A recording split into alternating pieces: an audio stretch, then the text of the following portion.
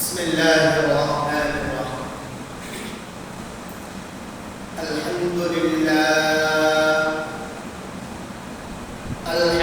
لله نحمده ونستعينه ونستغفره ونعوذ بالله من شرور أنفسنا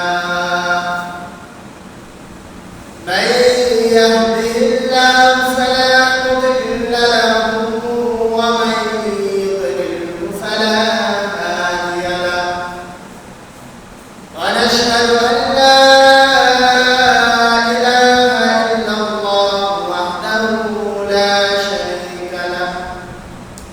ونشهد أن سيدنا وسندنا وحبيبنا وحبيب قلوبنا ومولانا محمدا عبده ورسوله صلى الله عليه وعلى آله وأصحابه وبارك وسلم.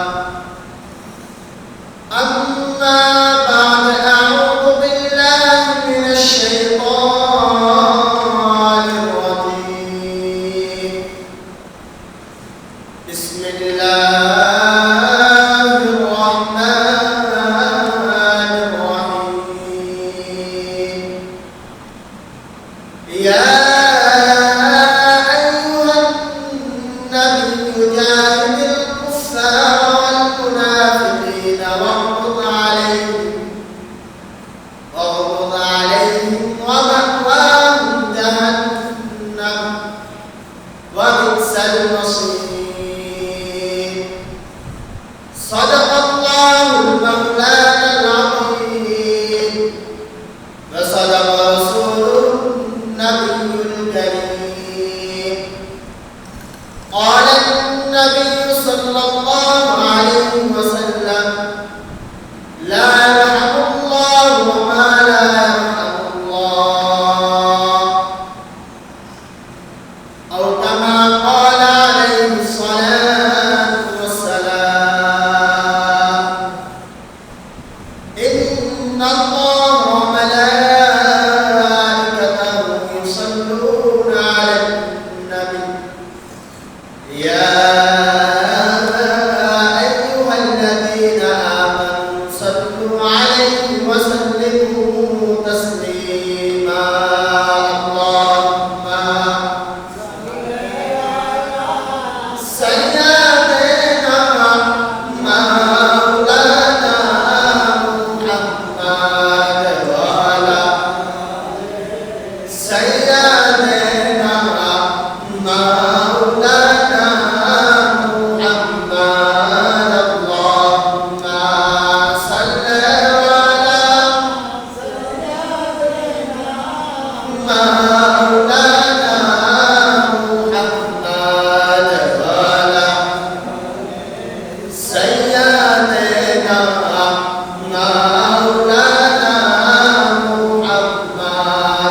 خير الليل ضيال طبيب أمانك سريع خير الليل ضيال طبيب أمانك سريع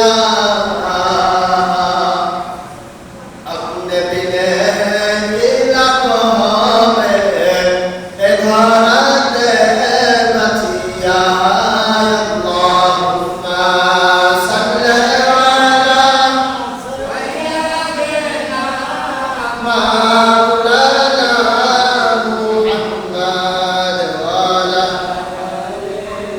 सय्यदना मौलाना मुहम्मद। बारी बारी करो बेमत एबारी तो तुम्हार नाम। बारी बारी करो बेमत एबारी तो तुम्हार नाम। अशल बारी कब्रस्ताने मटी हावे बिछाना। अल्लाहुम्मा सल्ली अला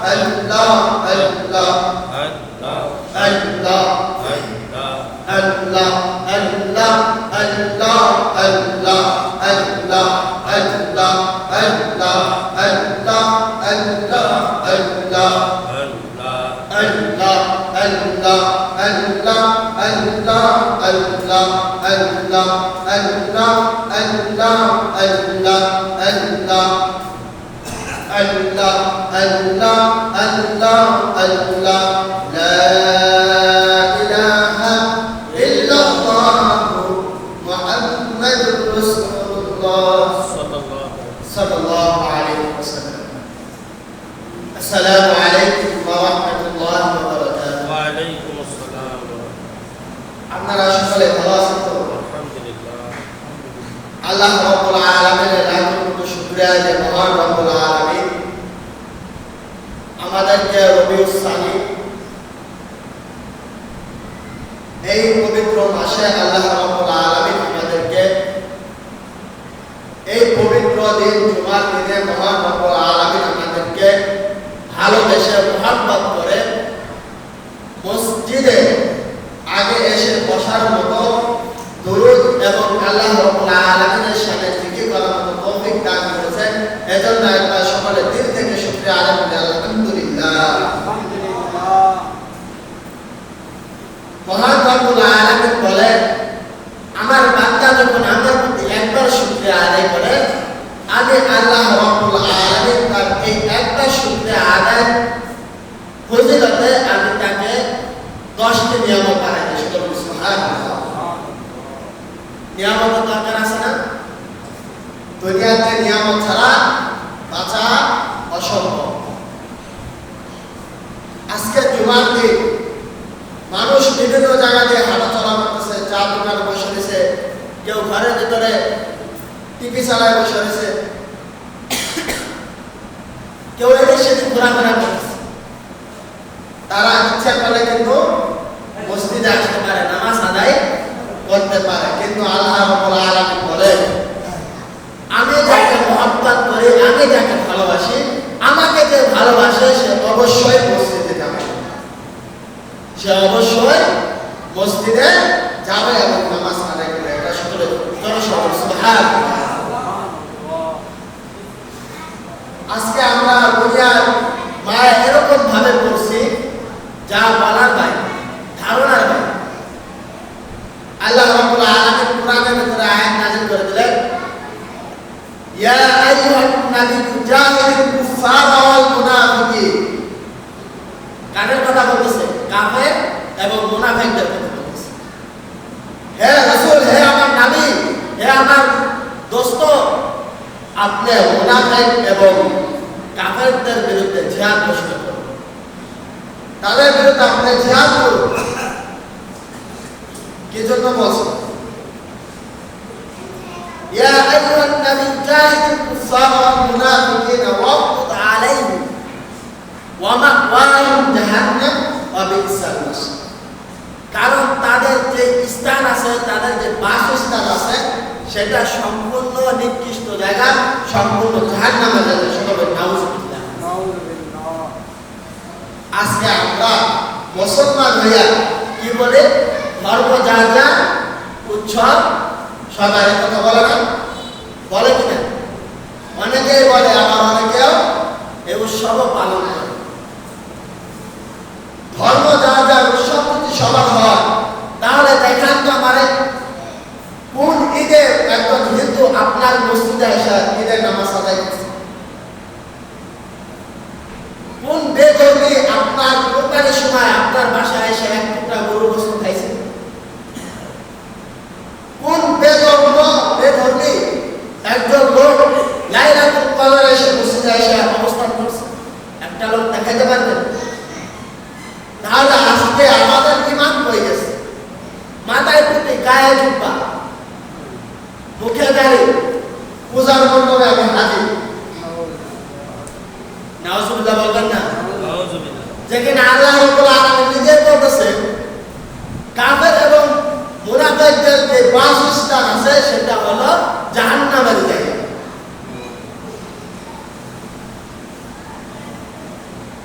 এক লোক প্রশ্ন করছে যে হুজুর, হিন্দু বাড়িতে জিনিসপত্র কি খাওয়া যাবে? খাবারের জিনিস হিন্দু বাড়ির খাবার খাওয়া যাবে যদি সেটা হালাল হয়। যদি কেউ পোশাক মনে করে, পূজার পোশাক মনে করে খায়, তাহলে তার জন্য সেই খাবার হারাম, তার জন্য সেই খাবার হারাম।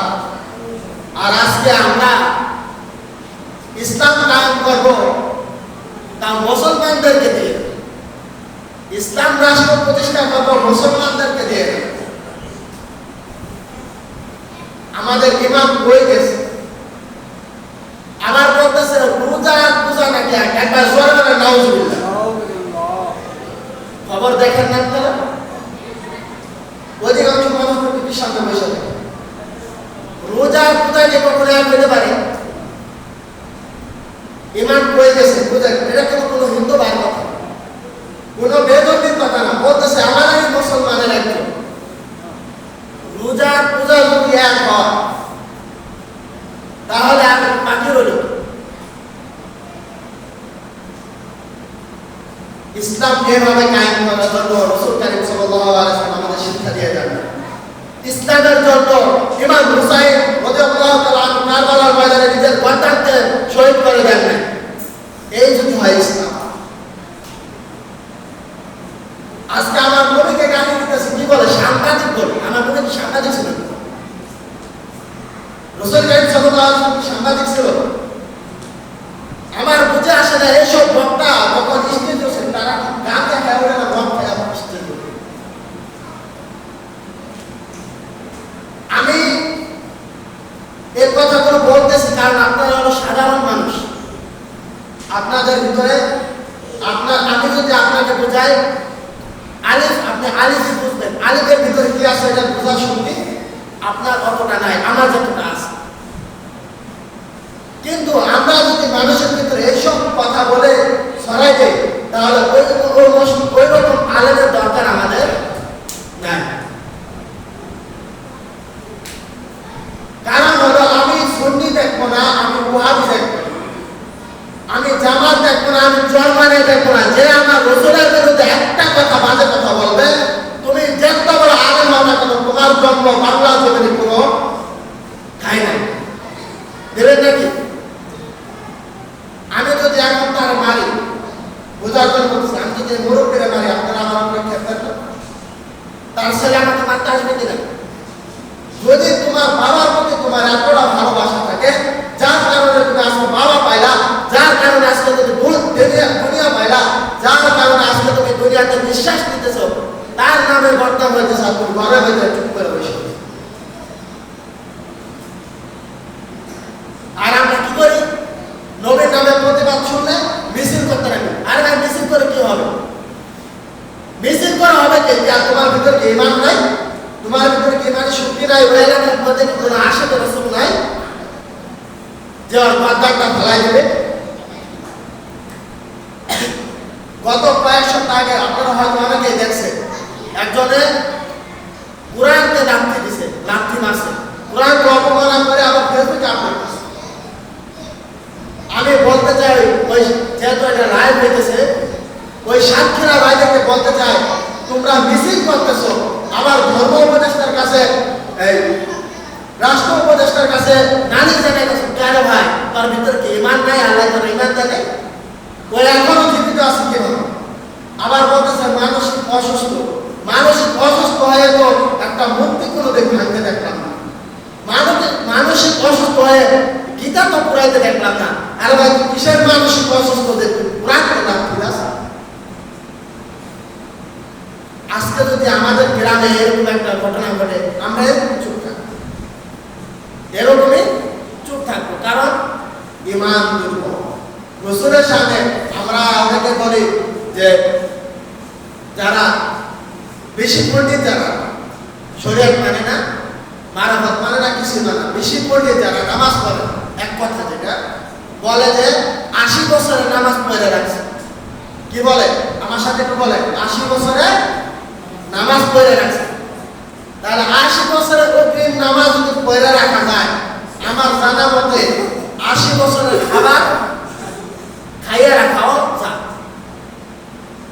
জানা। যদি 80 বছরের নামাজ অগ্রিম পড়ে রাখা যায়, আমি বলি ভাই তুমি 80 বছরের খাবার একদিনে খাইয়া 80 বছর তুমি যতদিন বাঁচবা ততদিন না খাইয়া। কি বলেন আপনারা?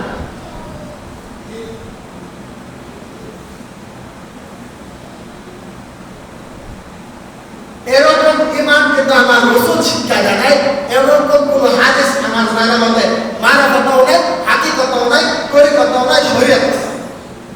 তাহলে ভাই তুমি এটা পাইলে আমার জানা মতে তোমার তুমি যদি কোনো জায়গায় মরে যাইয়া থাকো তোমার পীরও এসে থাকে। যদি তুমি 80 বছরের নামাজ ধরে রাখতে পারো, আমি বলবো বাবা তুমি 80 বছরের খাবার একদিনে খাইয়া 80 বছর না খাই দাও, এক ফোঁটা পানিও পান করতে পারবা।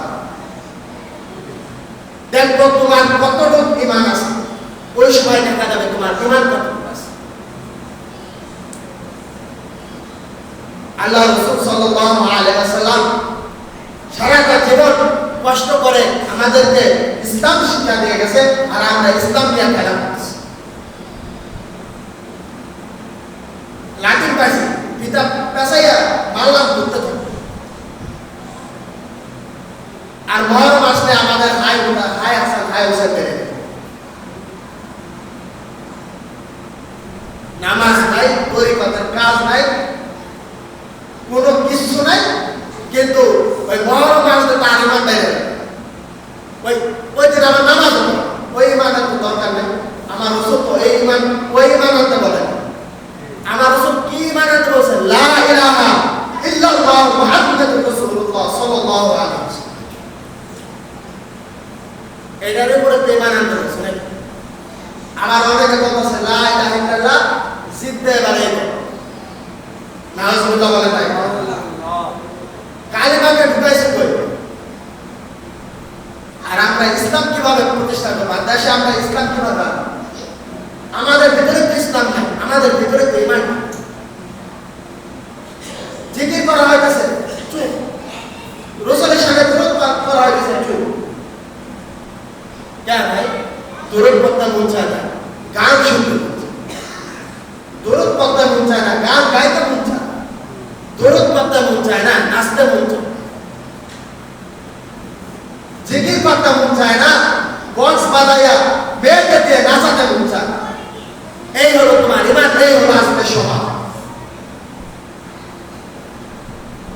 এমন সমাজ গঠন করো না যারা সমাজের নেতৃত্বে দেন, এমন সমাজ গঠন করিলেন না যাতে মৃত্যুর পর আপনার কবরের সামনে দাঁড়াইয়া একজন হাত করে দোয়া করার মানুষ থাকে। এমন সমাজ গঠন করুন। আপনার মৃত্যুর পর আপনার কবর দেওয়া আছে, আপনার বাড়ির উপরে আপনার সন্তান ভালোবাসা কবর দিচ্ছে, কিন্তু দিনে 24 ঘন্টার মধ্যে 22 ঘন্টায় গজ বাঁচতেছে, তাহলে আপনার কবর কি সোয়াব যাবে না ঢোলের বাড়ি যাইতেছে? আল্লাহ রাসূল সাল্লাল্লাহু আলাইহি ওয়াসাল্লাম যখন আল্লাহ দরবারে দুইখানে হাত তুলে ইমাম হাসান হুসাইনের জন্য জামা চাইলেন, জান্নাতের পোশাক চাইলেন, আল্লাহ যখন জান্নাতের পোশাক দিলেন, তখন তো আলী রাদিয়াল্লাহু মাওলা আলী দেখে ইয়া রাসূলুল্লাহ ইয়া হাবিবাল্লাহ, জান্নাতের পোশাক তো আল্লাহ আপনার কাছে আপনার নাতির জন্য, আপনার পরিবার টুকরার জন্য পাঠিয়ে দিল, কিন্তু জান্নাতের পোশাকের রং এরকম কি? রাসূলের চোখ দিয়ে পানি ঝরঝর করে পড়তেছে। ইয়া আলী, তুমি কি শুনতে চাও জান্নাতের পোশাকের রং কি জন্য আল্লাহ এরকম বানাইছে? আমার রাসূল গায়েব জানে না? কথা বলেন না কেন? রাসূল গায়েব জানেন না? যখন আল্লাহ রাসূল সাল্লাল্লাহু আলাইহি ওয়াসাল্লাম বলেন, আলী রে, যে কালার দুটা দেখতেছো, নীল কালারটা ইমাম হাসানের জন্য, লাল কালারটা আমার ওলিদের টুকরা ইমাম হুসাইনের জন্য। তখন বলেন, ইয়া রাসূলুল্লাহ, লালের হাকিকত কি আর নীলের হাকিকত কি? রাসূলের চোখ দিয়া এরকম ভাবে পানি অশ্রু ঝরতেছে, এরকম ভাবে কান্না করতেছে যে মুখ দিয়া জবান মুবারক দিয়ে কথা বাইরে হইতেছে। তখন বলে, ইয়া রাসূলুল্লাহ ইয়া হাবিবাল্লাহ, এই হাকিকতটা বলে দেন। আমার এই হাকিকতটা আমি যতক্ষণ পর্যন্ত না শুনবো আমি আগে শান্ত হতে পারতেছি। কিন্তু আমার রাসূল তো হাকিকত বলতে পারতেছে। কি জন্য পারতেছে না? কারণ রাসূল যে হাকিকত বলবে, এই হাকিকত মাওলা আলীও বাইনা দিতে পারতেছে না। বলে রে আলী রে, যে লাল জামাটা ইমাম হুসাইনের জন্য দোয়া হইতেছে, এই লাল জামার হাকিকত রয়েছে কারবালার ময়দানে। সকল বলুন সুবহানাল্লাহ।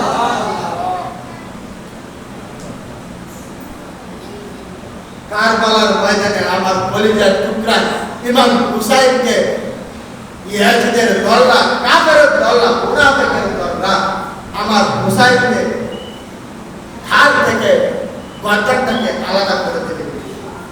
এই জন্য হুসাইনের পোশাকটা লাল হয়েছে। আমার হুসাইন নাজাত উম্মতের জন্য কারবালার ময়দানে শহীদ হয়ে যাবে। আর আমরা ওই মহরম আসলে দেখাই আমাদের দেশ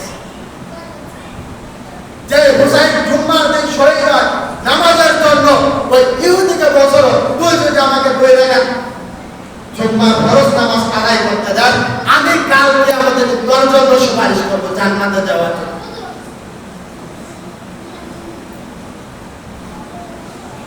একজন ইহুদিও কিন্তু শেষ পর্যন্ত নাজাত পাই, কিন্তু ও কিন্তু নাজাত পাইল কিসের জন্য? 2 রাকাত নামাজের জন্য। এই 2 রাকাত নামাজে কিন্তু করতে দেওয়া হয়। নামাজে যখন ইমাম হুসাইন রাদিয়াল্লাহু তাআলা দাঁড়ালেন আল্লাহু আকবার বলে, তখনই কিন্তু কাফেররা তীর মারা শুরু করেছে। একটা না দুইটা না 70,000 তীর ইমাম হুসাইনের বুকের ভিতরে ঢুকছে। সেই ইমাম হুসাইন ইসলাম কায়েম করে দিয়ে গেছে, নবীকে মহব্বত করে রাসূলের উম্মতকে জান্নাতে যাওয়ার জন্য পথ দেখাই দিয়ে গেছে। আর আমরা আজকে রাসূলকে গালি দিলে, আল্লাহর কোরআনকে অবমাননা করলে চুপ করে বসে। আর যদি বলি বাবা রে তরিকা তো নিছো, নামাজ তো না পড়লে তোমার তরিকতের কাজ হয় না। আমি মনে করি যে নামাজ পড়ে না সে তরিকতের কাজ করে না, আর যে তরিকতের কাজ করে না সে তরিকা মানে না, সে নাম্বার অংশ। আমি পীরের হাতে হাত দিছি, পীরের কথা মানি না, তাহলে আমার তো বড় শয়তান ইবলিস, আমার থেকে বড় শয়তান ইবলিসও না। এক আল্লাহ ওলিকে জিজ্ঞাসা করা হয়েছে, এ মসজিদ সর্বপ্রথম মসজিদে কে যায়? আল্লাহ ওলি প্রশ্নের উত্তর দিল, সর্বপ্রথম মসজিদে যায় শয়তান। বা কি জন্য? বা শয়তান মসজিদের ভিতরে ঢুকে না, কিন্তু গেটের সামনে দাঁড়ায়। ওই দাঁড়ায় দেখে যে সর্বশেষে কে মসজিদে ঢুকে আর সর্বপ্রথম কে মসজিদে যায়, মসজিদ থেকে বের। কারণ যে সর্বশেষে ঢুকে তার ভিতরে মসজিদে নামাজ পড়ার কোনো দিয়ে দেবে, ও আসলে হাজিরা দেবার জন্য। কিসের হাজিরা? কোনো রকম ঢুকে ইমাম সাহেব 2 রাকাত নামাজ পড়ায়, নামাজ পড়ে একটা সালাম আসসালামু আলাইকুম পদা রাখছে, অর্ধেক গোল হয়ে গেছে। ইমাম সাহেব কিন্তু সালামও ফিরায়। এই জন্য হাই বাবু, আজকে দুনিয়াতে আসো, কালকে থাকবে কিনা তার কোনো গ্যারান্টি নেই। এখন আসমান পরিষ্কার, 1 মিনিট পর বৃষ্টি নামবে কিনা তার কোনো গ্যারান্টি নেই। এখন আমি এখানে বসে কথা বলতেছি, 1 মিনিট পর কথা বলতে পারবো কিনা তার কোনো গ্যারান্টি নাই। আর আমরা এই দুনিয়াই করি। পীরে বলে, বাবা রে তরিকতের কাজটা করিস। আর আমি বলি, বাবা রে আপনার কথা মানতে আমি রাজি।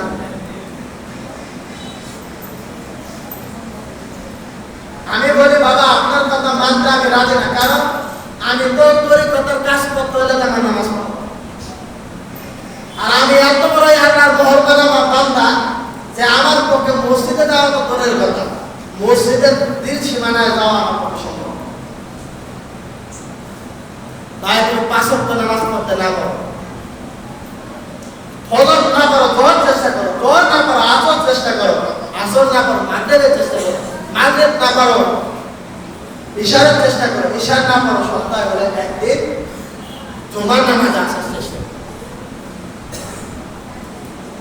আমরা তরিকা নেই না, অনেক লোক আছে এখানে তরিকা করত, কিন্তু